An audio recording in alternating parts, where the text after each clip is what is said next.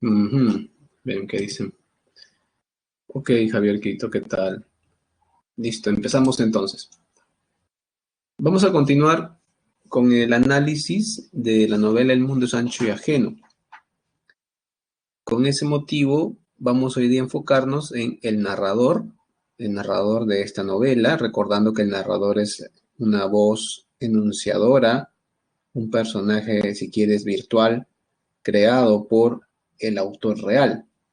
El narrador entonces se convierte en una categoría de análisis de toda obra de género épico narrativo.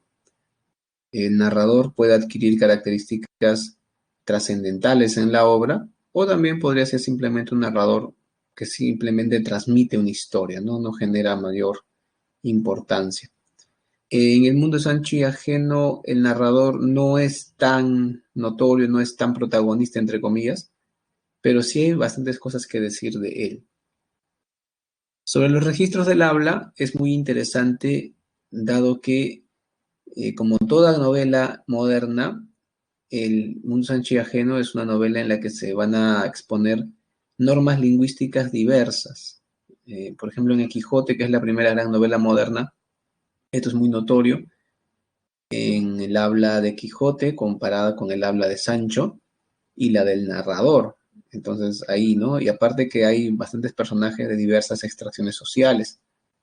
Encontramos desde los rufianes y delincuentes hasta los nobles y la gente honesta de los campos. O sea, es una novela muy mosaico de su época. El mundo Sancho y ajeno tiene un poco de eso también, ¿no? Así que vamos a rever los registros del habla. Finalmente vamos a ver el tiempo que la novela maneja, cómo es que el relato construye un tiempo a partir de la historia. Vamos a ver si ese tiempo es correlativo con el tiempo de la historia o es un tiempo diferente que tiene, por ejemplo, flashbacks o tal vez momentos cíclicos o circulares. Eso vamos a verlo ahora. Bien, entonces, como pueden ver, nuestro menú hoy día, contenido, es el mundo Sancho y ajeno. Vamos a estudiar el narrador de la novela, los registros del habla, el habla del narrador no indígena, el habla de los comuneros, y el tiempo de relato y el tiempo de la historia. Espero que presten mucha atención. Estoy seguro que nos va a alcanzar el tiempo para hacer las preguntas. Ojalá que nos alcance para hacerlas todas. Pues espero que sí. Sería muy bueno para ustedes. ¿Qué pasó? A ver, ¿te salió en el simulacro? ¿Qué te salió en el simulacro? Ah, ¿ustedes son de ciclo especial? Creo que ciclo especial ha dado. Creo que sí, me dijeron. Pero ¿es correcto? ¿Ustedes son ciclo especial o ciclo ordinario? La verdad, no me acuerdo de ese detalle. Ciclo especial. Y han dado examen ayer. Qué interesante. No me han pasado las preguntas, así que no les podría ayudar mientras no las vea, ¿no? Ojalá que al final, aunque me acuerdo que por WhatsApp pasaron, a ver, déjenme revisar un momento. Si nos alcanza el tiempo también vemos eso, ¿no? Pero no es obligatorio eso en multichat, por ejemplo, ahí sí sería muy importante, ¿no? Sí me han pasado unas preguntas, pero están bien complicadas de leer. Tengo así pequeñas imágenes. Sí,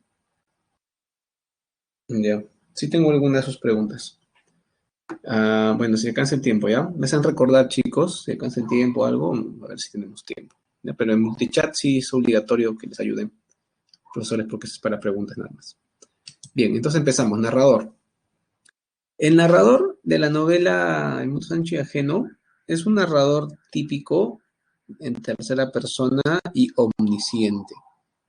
Este narrador fue el narrador predominante durante el siglo XIX, denominado el siglo de la novela, porque el siglo XIX es el siglo que acoge al romanticismo, que fue una Tuvo una principal producción de novelas, sobre todo con Victor Hugo, Walter Scott, por ejemplo, eh, o Alejandro Dumas padre, en Francia también.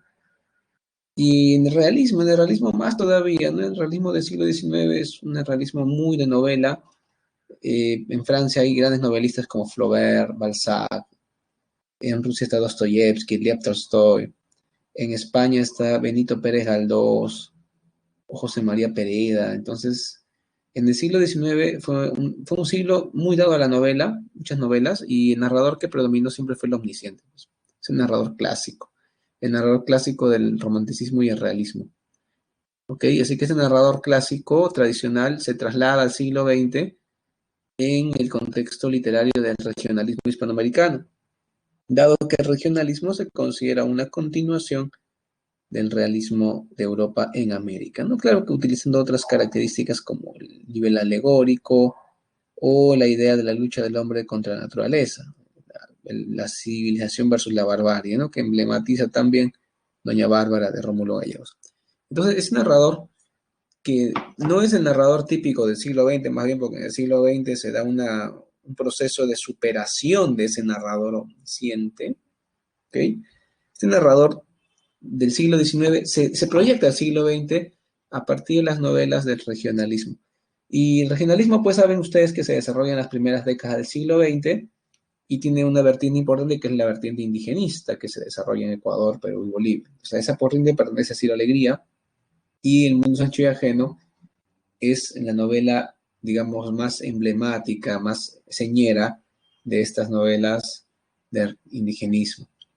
Así que no te sorprenda que utilice un narrador tan clásico, tan tradicional del siglo XIX. ¿Ok? Ese narrador en tercera persona describe la interioridad de los personajes. Es un narrador tan poderoso que es como Dios. Se mete adentro de la gente, puede estar revisando la interioridad, la psicología de los personajes, ya que es un narrador pleno que puede entrar y salir como guste de los personajes o de los escenarios. Aparte muestra una perspectiva positivista, es decir, le da una prioridad a la, ¿cómo explicarlo? A la descripción objetiva. Es un narrador realista, no es un narrador hay narradores en tercera persona que se enfocan en describir según lo sienten, según ellos les parece. Son narradores muy intrusivos, se dice, ¿no? Pero no, el narrador del mundo de Sancho Agenda es un narrador típico, clásico, objetivo, positivista, que describe todo de manera científica y pormenorizada, evitando dar juicios de valor exagerados, evitando que su opinión sea la que se entienda, bueno, cuando transmite su opinión lo hace de una manera sutil, no evidente. ¿Ok? Tiene apreciaciones de la realidad, del personaje, recuerdos o sentimientos del personaje.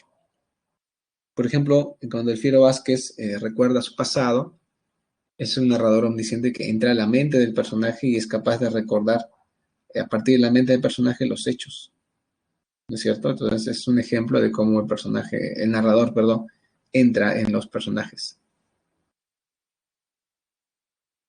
Bien, la siguiente diapositiva, acá tenemos dos momentos del narrador. El narrador más típico, lo normal es que narra en tercera persona, ¿no? El viejo tenía los ojos perdidos en la noche, vagando de estrella en estrella y a ratos los volvía hacia su mujer.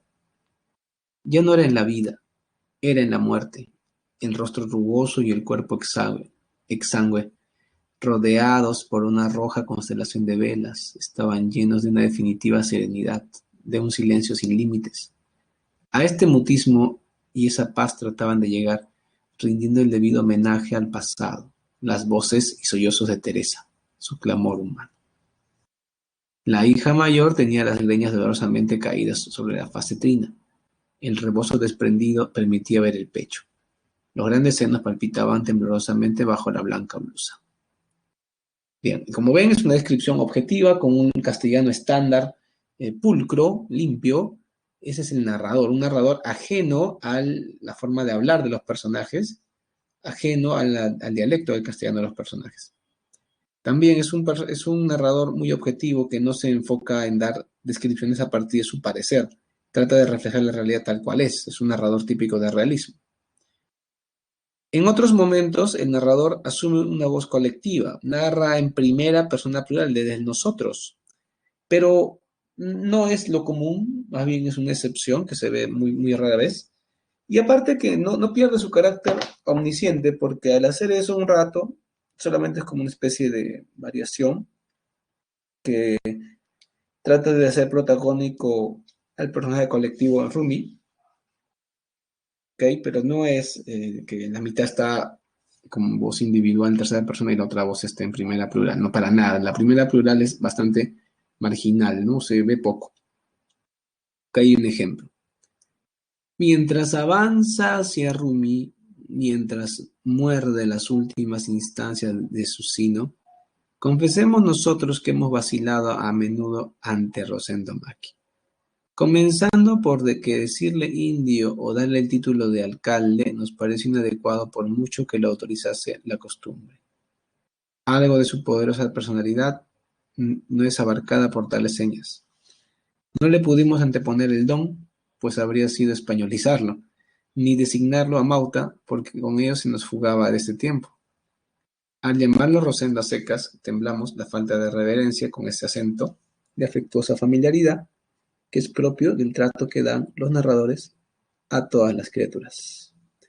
Bien, entonces encontramos ahí un personaje colectivo de primera persona, justamente representando a la gente de Rumi. Recuerden que Rumi es como un personaje colectivo, tipo Fuente Ovejuna, todos a una. Primera persona singular. Bueno, en la novela no encontramos ese narrador, ¿no? No se utiliza el narrador. Narrador en primera, bueno, si quieres un ejemplo escrito, es cuando, por ejemplo, en el Lazarillo de Tormes te dice, estoy escribiéndolo ya.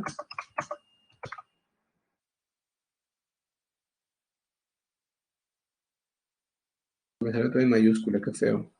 Un momento. Ahora sí.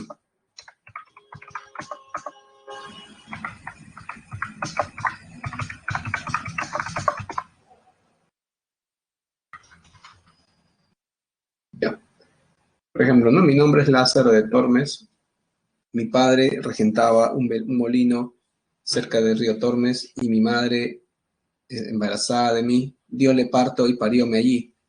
Por eso yo me puedo llamar Lázaro de Tormes, porque nací junto al río Tormes. ¿Se dan cuenta? Entonces, esa es la primera persona singular. Se utiliza, por ejemplo, en Caballero Carmelo y también en el cuento, bueno, en Lazarillo de Tormes y también en el Caballero Carmelo, ¿no? Se utiliza la primera persona. La diferencia es que en el Lazarillo es una primera persona protagonista y en el cuento El Caballero Carmelo es una primera persona testigo. No, Andrea, es solamente acostumbrarte, ¿no? Ahora en la novela El mundo es ancho y ajeno, como es un narrador en 99% tercera persona y cambia muy rara vez la voz colectiva, es fácil que practiques ahí. En La ciudad de los perros es donde hay un cambio de narrador más habitual, digamos, ¿no? Es más complicado. Muy bien, seguimos. Vamos ahora con, se demora en obtener, los registros de la habla. A ver, Fernando me está diciendo algo. Uy, llegó varias cosas de frente. Profesor, pero yo recuerdo que a veces Rosendo hablaba. Claro, va a haber partes en que Rosendo narra o algún personaje narra algo, ¿no? Pero son episodios muy breves y aparte se consideran más de diálogo, ¿no? Porque no es que hay un capítulo entero que está narrado por estos personajes. ¿Ya? Es normal que en los diálogos se hagan narraciones de hechos pasados. A ver, Andrea me dice, en la ciudad de los perros me mareo con los flashbacks. Bueno, Andrea, normalmente los flashbacks están separados de las otras partes por tres asteriscos, ¿no? O sea, le ponen como un capítulo aparte, un episodio aparte. Sería peor si estuviera mezclado entre párrafos, y eso lo hace Vargas Llosa en La Casa Verde. mezcla los flashbacks con la historia principal de párrafo a párrafo. Y a veces dentro del mismo párrafo cambia de historia. O sea, eso ya es más complicado, ¿no? La ciudad de los perros todavía no es tan compleja. Todavía Vargas Llosa destaca, separa por episodios las diferentes, si es la historia principal o son los flashbacks. Entonces, no te sientas mal, más bien, alégrate de que esa novela no sea compleja. Fernando Canaza dice, ¿y era en primera? Claro, claro, está bien, ya lo expliqué, que es más se considera parte del diálogo, ¿no? Bueno, Andrea, un amigo me recomendó, cuando le comenté la dificultad de leer La Casa Verde, por ejemplo, me dijo, ¿por qué no lo marcas con plumón? Me dijo. Y yo le dije, jamás marcaría un libro, porque yo respeto mucho el libro. Y él me dijo, yo tengo varias ediciones de las mismas novelas, así que a una edición la sacrifico y la subrayo de diferentes colores para no perderme. Un amigo muy práctico, no creo que le sobre la plata. Y aparte es un amigo bibliófilo que ama los libros y que sabe todo de libros. Y bueno, yo no hago eso, ¿no? Yo prefiero hacer el esfuerzo mental. Es como jugar una partida de ajedrez difícil. Pero tú podrías, tal vez la parte más complejas, imprimirlas y subrayarlas, ¿no? Para que te acuerdes, o anotarlas, ¿no? Anotar quién habla acá, quién habla allá. Bien, sigamos.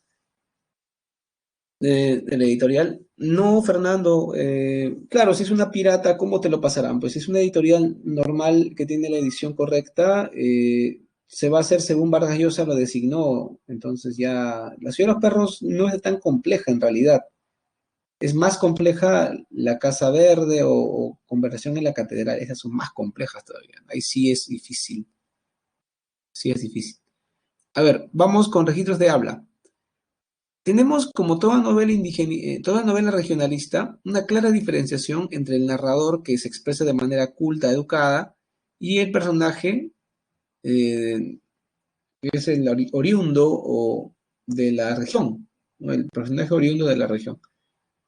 Este personaje oriundo normalmente utiliza un dialecto del castellano vinculado a su zona.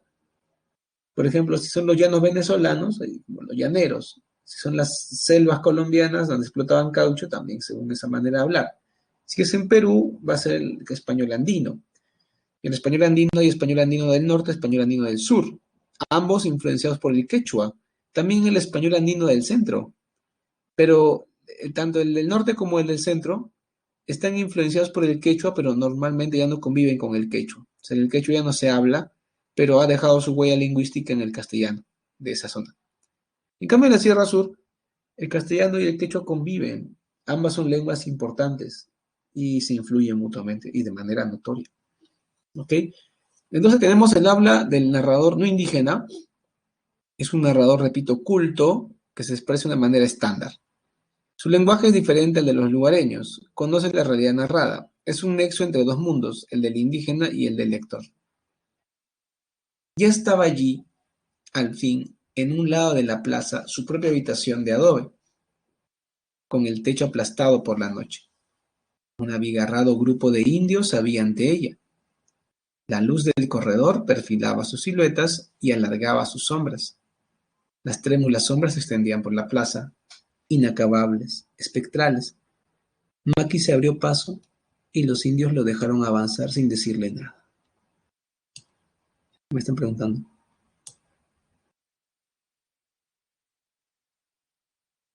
Ah, y la biblioteca de bolsillo.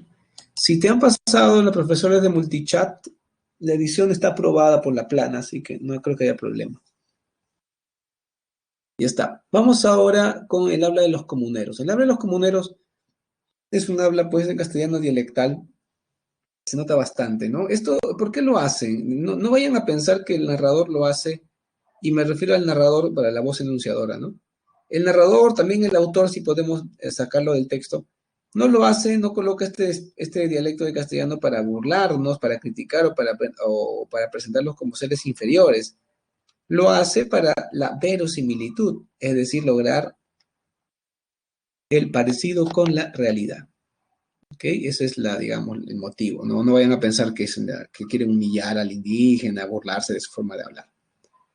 Bueno, este diálogo que vamos a leer, lo leo Termino de leer y hasta eso espero que ya hayan colocado todos en el chat a qué episodio de la novela, en qué episodio de la novela se da, porque está bien fácil de recordar con el diálogo y bueno, yo sí me acuerdo, ¿ah? Así que si yo me acuerdo, también ustedes deben recordarlo. A ver, lo leo y vayan comentando qué parte de la historia es, ¿no? En qué momento ocurre este diálogo. A ver, lo voy leyendo. El Fiero Vázquez y Rosendo discutían, pero ya entregamos el mismo Bismarck Ruiz ha firmado por nosotros, que deben saber que ese perro los ha traicionado. Ahí viene el abogado y él dice que pudo presentar apelación. Bueno, pero ponte que triunfáramos ahora. Vendrá tropa de línea y nos arrollará. Está fácil, ¿ah? Ya, bueno, se dieron cuenta cómo hablan ellos, es un dialecto de castellano del norte. Es muy curioso, ¿no? Que en la Sierra Norte y Centro el quechua es muy escaso, ya casi no se habla, pero ha dejado una huella lingüística muy fuerte. Yo noto eso en el castellano ancashino, en el castellano también de la región de Huancayo, de Tarma. Cuando he viajado por ahí, ellos hablan un castellano que tiene una manera de hablar, una forma de conjugar el verbo diferente, ¿no? Entonces yo digo, ¿por qué conjugan así? O sea, el subjuntivo por el indicativo, por ejemplo, ¿no? No conjugan el verbo de una manera regular. Y los profesores lingüistas de San Marcos me explicaron que son las huellas del quechua que estuvo ahí, muy fuerte.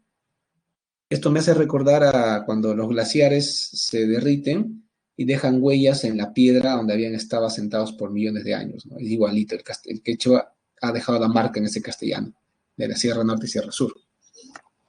Perdón, Sierra Norte y Sierra Centro, perdón. A ver, ¿ya sacaron? ¿Ya sacaron a frente con los de Amenábar? ¿En qué momento, pues, Fernando? ¿En qué momento? Ya, ¿en qué momento pasa eso? Sí se entiende, ¿no? Defenderse e irse, pero ¿qué momento es? O sea, tienes que decirme qué está pasando de manera en la historia, ¿no? Es como decir, se están mirando frente a frente. Ya, y puede ser cuando se van a pelear o cuando se van a declarar. O sea, tienes que decirme en qué momento están para que quede clara tu participación. Creo que lo tienes, solamente te falta verbalizarlo, ¿no? ¿Nadie más va a participar, solo Fernando? A ver, ¿nadie más se acuerda? ¿Han leído o no han leído la novela? A ver, ¿qué pasó?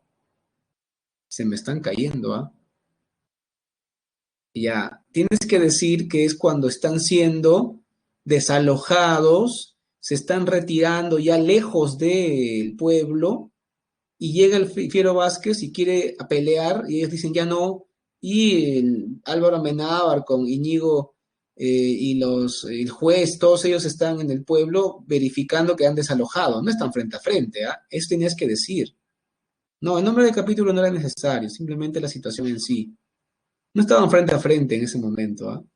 Bueno, Fernando, al menos lo has intentado, el resto se ha quedado calladito. Qué mala. Quiere decir que no han leído la novela muy bien, la han leído de manera superficial. Qué mal, muy mal. No te preocupes, Fernando, le pasa a los mejores. Sigamos. A ver, creo que con el examen de ayer se han dado cuenta lo importante que es leer la novela, ¿no? He visto que han puesto fragmentos de la novela, así como hacemos en las preguntas aquí en las clases. A ver qué están poniendo ahí. ¿Y alguien se está reivindicando todavía? Nada, Fernando no más está participando. Claro. Estaban en una falda, estaban yéndose, pues, Fernando, estaban yéndose. Ay, se veía ahí clarito cómo ellos hablaban con el Fiero Vázquez y eso fue un problema para después Rosendo Maki, ¿no? A ver, el tiempo de relato y el tiempo de la historia. Recordemos que el tiempo de la historia es como decir el tiempo del argumento, el tiempo normal, en qué tiempo tiene que pasar en nuestro argumento. En cambio, el tiempo del relato es un tiempo que se puede manipular y alterar respecto al de la historia. No siempre tiene que corresponder. Eso ya depende de cómo plantea el relato el narrador de la historia, ¿no? El narrador. En este caso, como esta es una novela clásica, como les mencioné, muy inspirada en el realismo del siglo XIX, hay una correspondencia entre el tiempo de la historia y el tiempo del relato. O sea, no hay alteraciones del tiempo. Esto se ve en la ciudad de los perros, más bien, pero acá no. Hay un orden lógico y cronológico del tiempo. El inicio, el mal augurio de la culebra y el liderazgo de Maki. alcalde de la comunidad campesina de Rumi. El liderazgo en el problema legal, ¿no? Desarrollo y nudo, problemas legales de la comunidad, duran algo más de 15 años, juicio de linderos, despojo, migración a Yanañahui, encarcelamiento y muerte maqui, empobrecimiento de la comunidad porque la vida es muy difícil. Y desenlace, retorno a Rumi de Benito Castro, su participación en la vida comunal, su elección como alcalde y su liderazgo en defensa de las tierras. Y finalmente la destrucción de la comunidad. Digamos que en el orden, o sea, es como decir, si tú le pides a alguien que te resuma el mundo de ajeno, te lo va a contar así en ese orden. Y en ese mismo orden te lo relata la novela. Porque la novela podría alterar ese orden, no respetarlo, pero sí lo hace, sí lo respeta, ¿no? El orden normal. A ver, Fernando Canosa me dice, cuando le hablaba a los cerros, no entendí muy bien esa parte.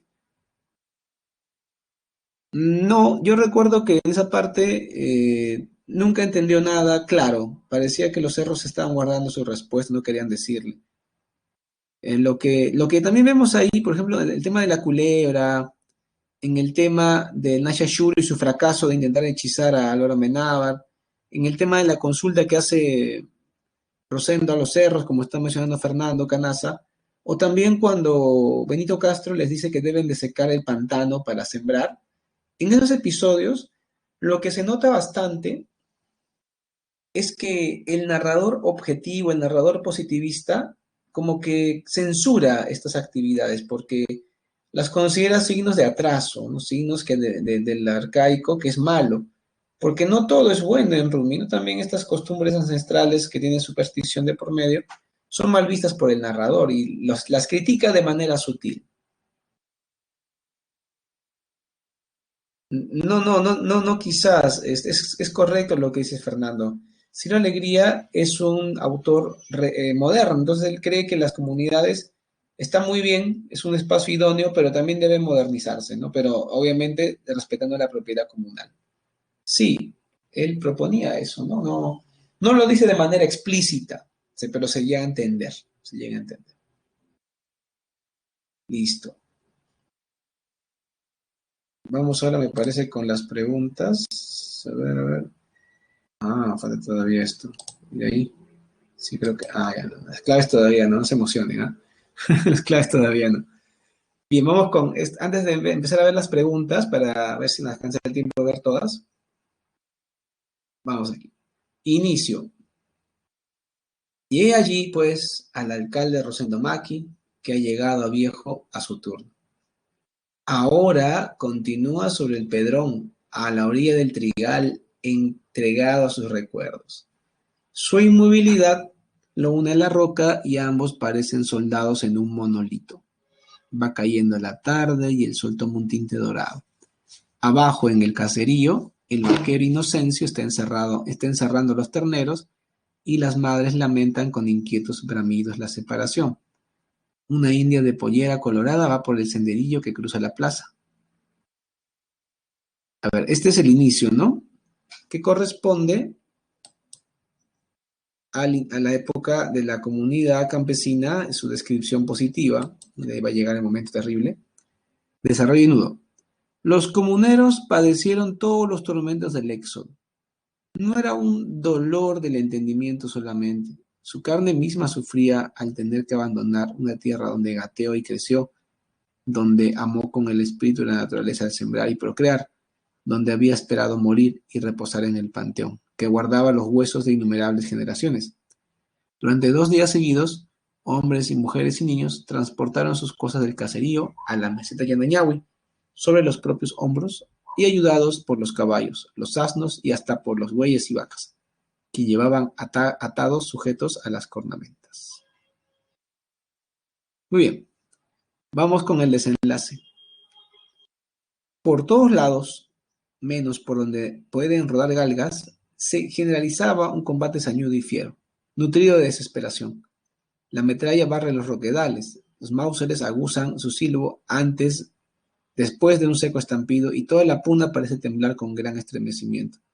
El sol del mediodía se aploma sobre los encrespados picachos. En el caserío están solamente los enfermos, las mujeres y los niños. Hasta los ancianos han marchado a los desfiladeros para arrojar su piedra esperanzada. Muy bien, es el final en la lucha contra las huestes de Álvaro Amenábar, el ejército peruano también. Vamos ahora a revisar las preguntas. Ok, a ver, vamos a chequear, por favor. Todos tienen su separata a la mano, ¿no? Muy bien. Vamos entonces. Marque la alternativa que completa correctamente el siguiente enunciado. Si establecemos una comparación desde la teoría narratológica entre El mundo es ancho y ajeno, de Ciro Alegría, y las novelas del regionalismo, tales como Doña Bárbara, de Rómulo Gallegos, podemos afirmar que, ¿ven lo que les decía, no? Vamos, ¿cuál marcarían ustedes? ¿O cuál han marcado ya? A ver, lo leo de nuevo. Marquen la alternativa completa correctamente el siguiente enunciado. Si establecemos una comparación desde la teoría narratológica entre El mundo es ancho y ajeno y Decir Alegría y las novelas del regionalismo, tales como Doña Bárbara de Rómulo Gallegos, podemos afirmar que,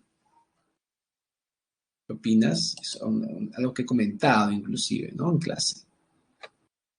¿Están marcando, por favor, jóvenes?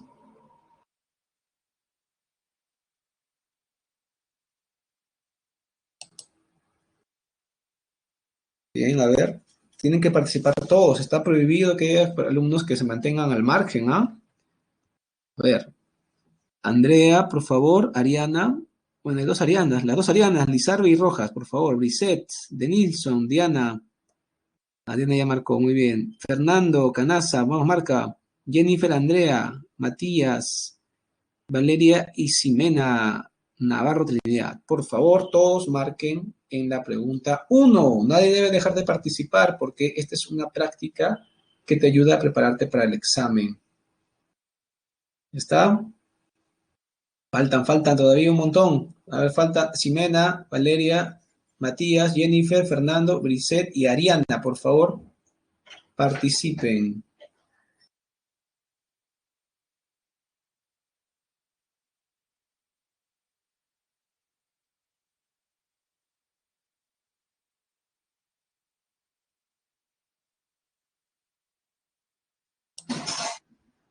Ok, veo que hay varios que no han participado. Espero que no vuelva a pasar.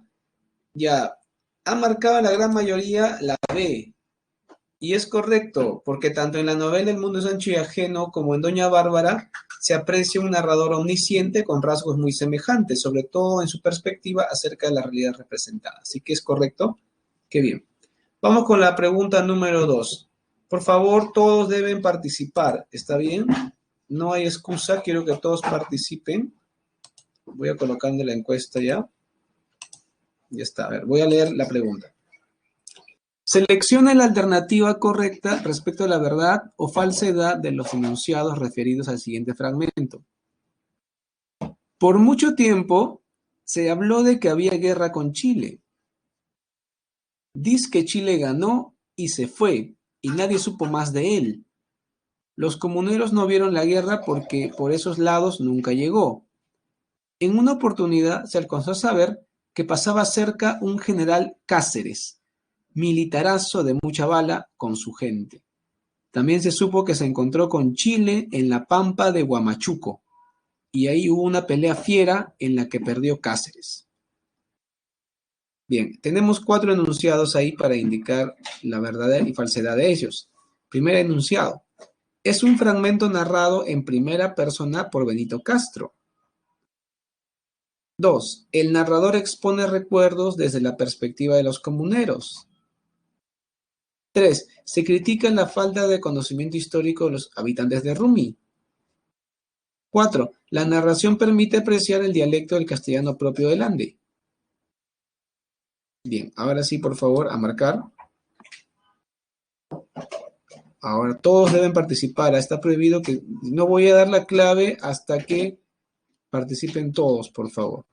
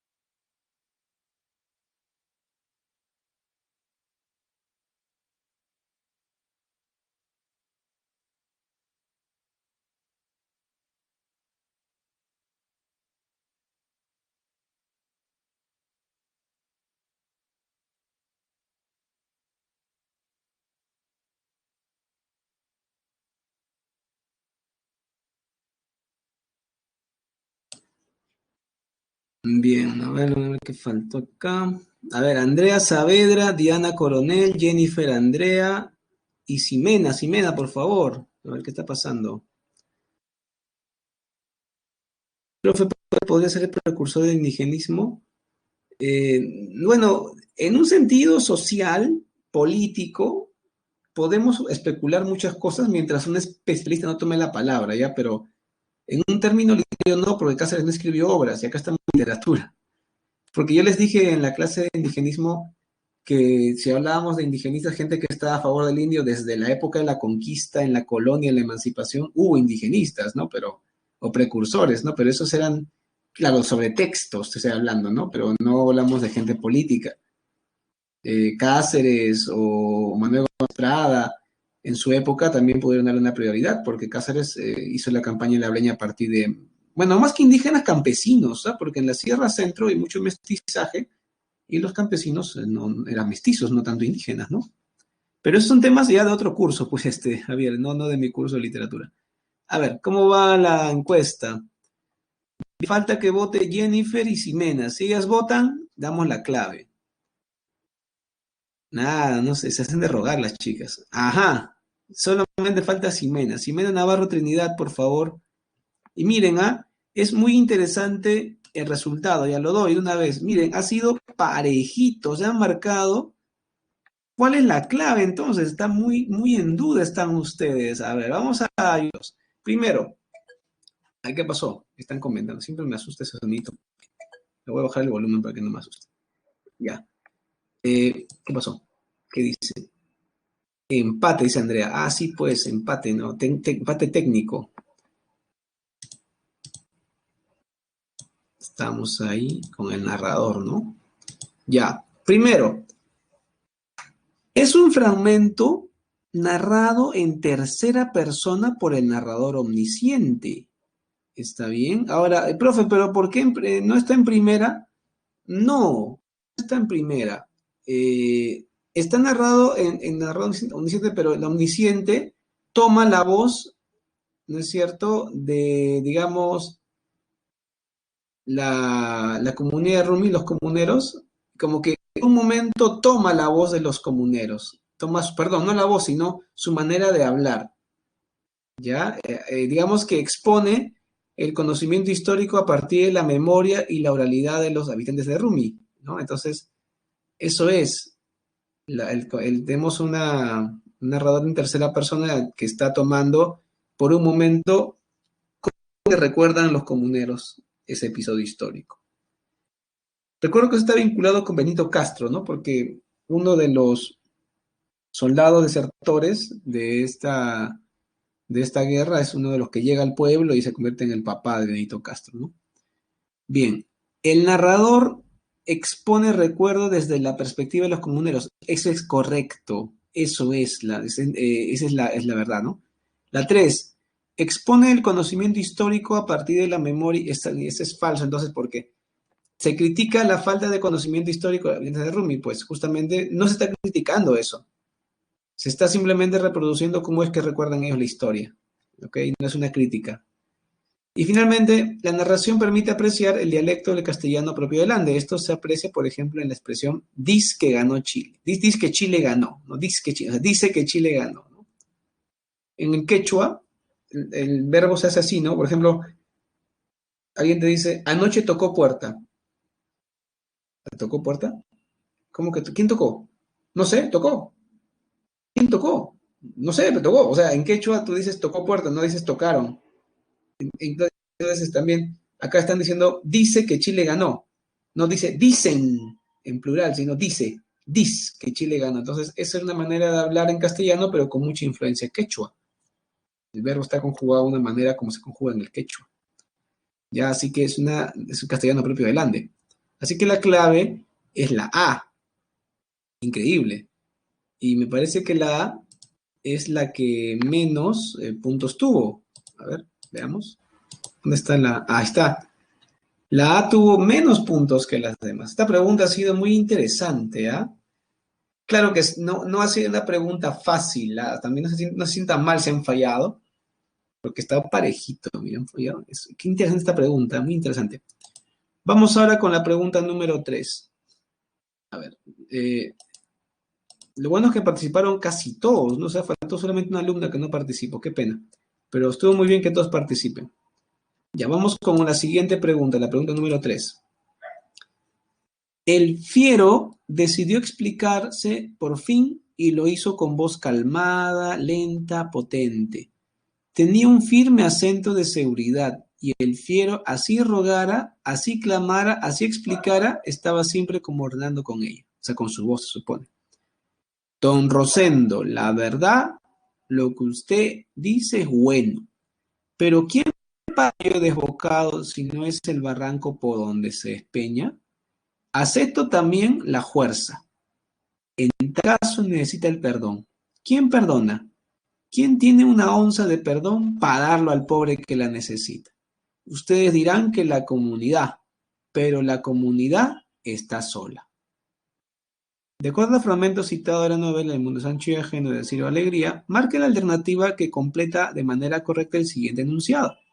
En esta novela es perceptible el uso de dos registros porque el narrador, a ver qué marcamos ahí.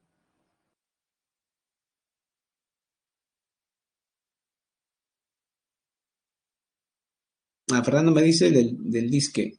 Bueno, ahí dice decía separado, no junto. Ahí está, ¿no? Disque, separado, no junto, no sé, creo que el disque junto se usa en Centroamérica. Pero normal, no tendría por qué complicar tanto esto. Puede ocurrir coincidencias lingüísticas. Puede ocurrir, no es imposible.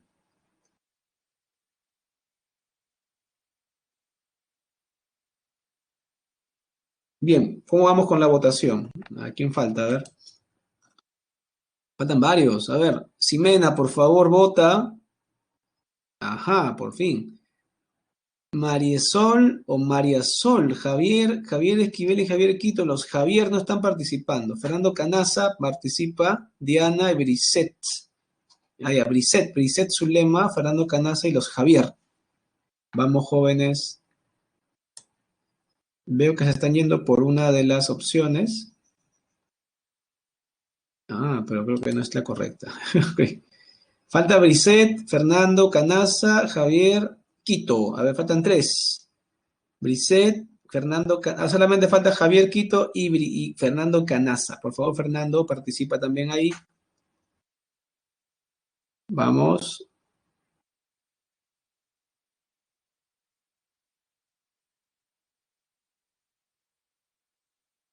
Fernando. Javier Quito. A ver, Javier Quito, por favor, solo faltas tú. Y solamente tú. Ajá, muy bien, por fin, todos participaron. Pero qué pena que se equivocaron. Ya. Este, vamos a ver la clave. En esta novela es perceptible el uso de dos registros porque el narrador, a ver, convence al lector que el indígena necesita educación. Mal, esa no es. No es la intención de Ciro Alegría esto, y su narrador tampoco expone esa idea. Nunca menciona que el indio es un maleducado ignorante que hay que, al menos no en el habla, sino tal vez en las creencias, ¿no? Pero no en el habla. Así que eso no se nota. Refleja los problemas que hay en la comunidad de Rumi. ¿Por qué hay dos registros no se va a reflejar ningún problema? Eso no lo entendía y me parece que es la más votada. ¿Por qué han votado por la BEA? Cuéntenme, ¿qué pasó? La C, a ver, evidentemente el indio aún vive muy alejado de la ciudad. Bueno, y aunque viviese en la ciudad, normalmente hablaría así, ¿no? ¿Por qué no?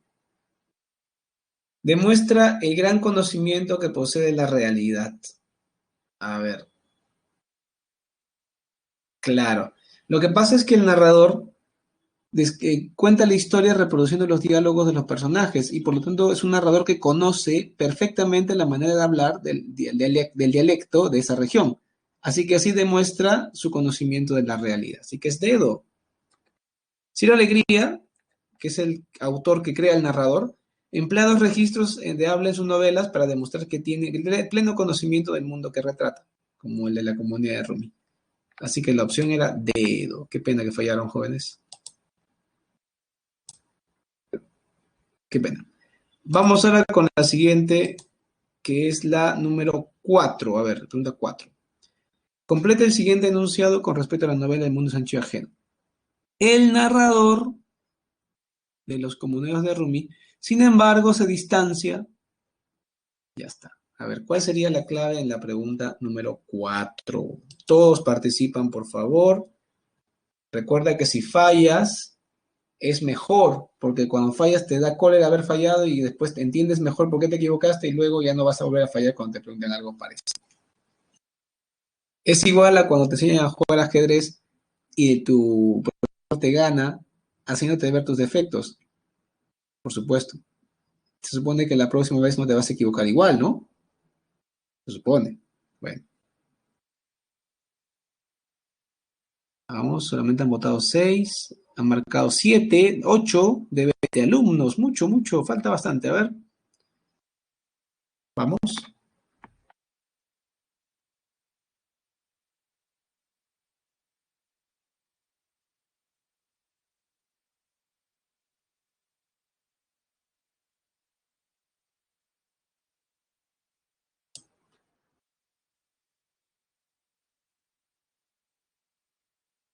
Muy bien, ya están votando bastantes, pero faltan igual. Por ejemplo, falta Sina, Matías, Félix, Brisset y Ariana. Ahora solamente faltan Matías y Brisset. A ver, Matías y Brisset, ya no demoren más, marquen. Matías, por favor, marca, solo faltas tú. Bien, ahí están los resultados. Vemos que la C es la que ha predominado y es correcta, muy bien. El narrador empatiza con los ideales de los comuneros de Rumi, sin embargo se distancia por su racionalista. El narrador en la novela se muestra solidaridad con la comunidad rumí ante los conflictos que atraviesa, sin embargo toma distancia de sus creencias ancestrales, puesto que en él predomina la conciencia racionalista positivista. Muy bien, jóvenes, acá lo hicieron muy bien. Bueno, algunos, no todos, lo hicieron bien. La mayoría, bueno, la mayoría falló. Bueno, sí. Bien, vamos con la pregunta 5. Taita, Taita, dijo con acento nasal, congestionada la cara terrosa. He preguntado a la coca. El cesto cae en la vara de Palisandro cuando se mienta las tierras de la comunidad. Es malo, Taita. He preguntado de otros modos a la coca y habla malo, amarga también. En relación con el fragmento citado del mundo sancho y ajeno, podemos afirmar que lo dicho por Nasha Shuro refleja que los personajes indígenas poseen creencias y costumbres ancestrales y... ¿Cuál es la clave en las 5? Y, jóvenes, a cargo ustedes.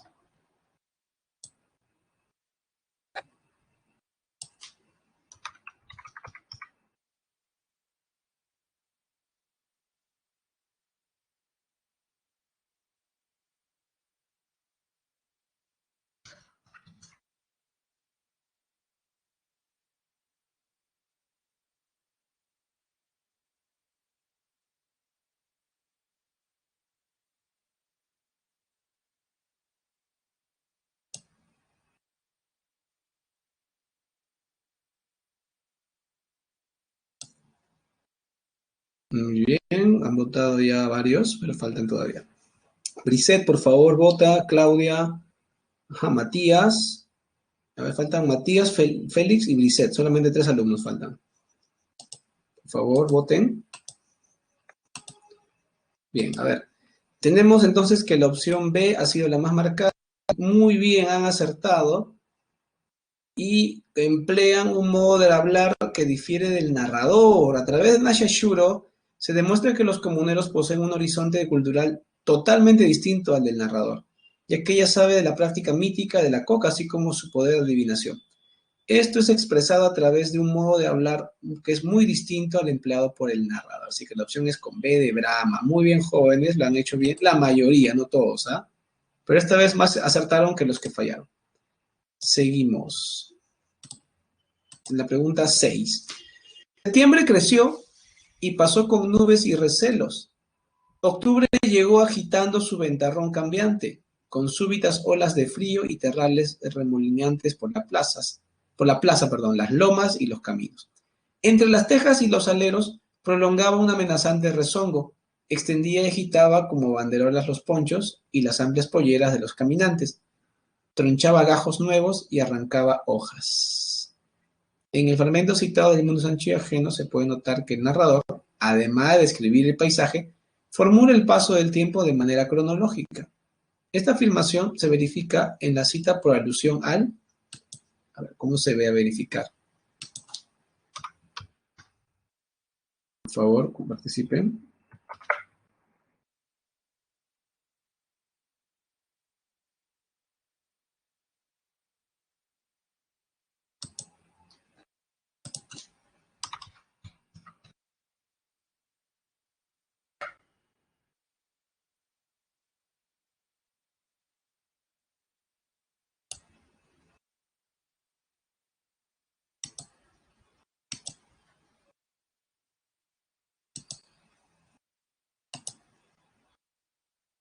Bien.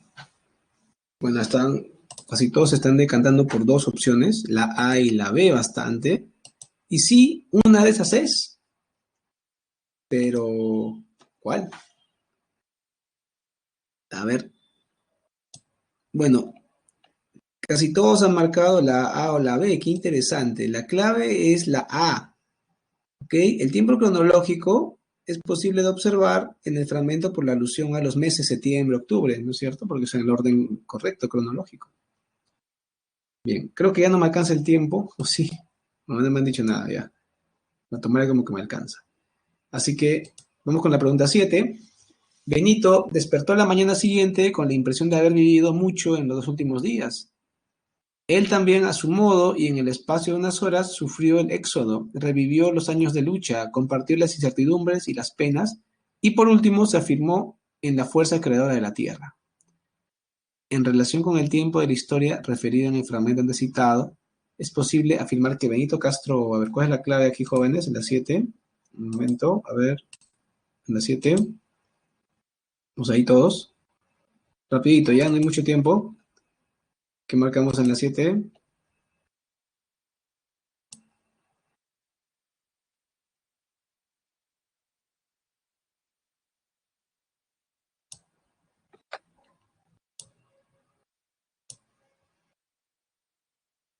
Tenemos el tiempo, ¿no?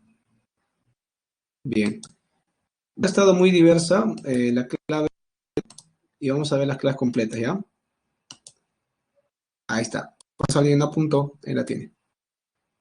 Muy bien. Ahora cerramos con la última parte que es la encuesta docente, ¿ya? Eso es lo último que me piden. Ahí está la encuesta, por favor.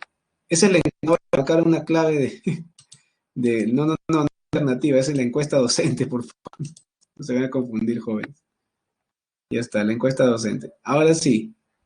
Bien, como ya tengo que retirarme porque tiene que entrar otro profesor, les aconsejo nada más, tienen dudas sobre las claves o sobre las preguntas que dieron en el examen, pueden indicarlas. Sí, pueden indicarlas con el multichat. En el multichat, por favor, apóyense para esas dudas. Yo me retiro. Hasta luego.